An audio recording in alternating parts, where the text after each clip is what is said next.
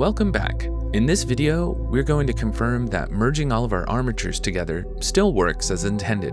So it looks like the bend is good here.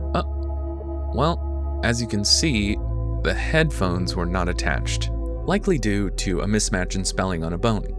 But thankfully, the steps to attaching them are fairly simple. So all we need to do is select the headphones. We're going to hit Tab and go into Edit mode.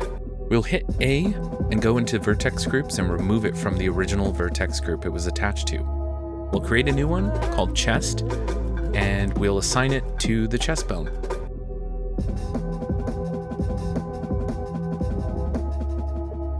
Now, if we've done that successfully, we'll go back into pose mode and move the chest and see that the headphones now move with the rest of the armature. Awesome. Well, what's not so awesome is the way that these coat bones at the end don't actually move when the chest and spine moves.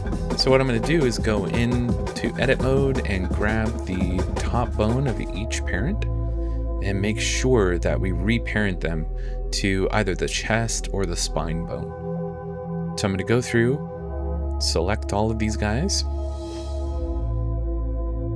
While having all of those selected, I'm going to hold down Alt so that it applies this change to parent them to the chest bone. Once we've done that, we're going to go back into pose mode and test out the new parenting. Yep, looks pretty good to me. Once we have the fizz bones and the gravity, it will not clip through the body like that. So, looks good so far. Cool.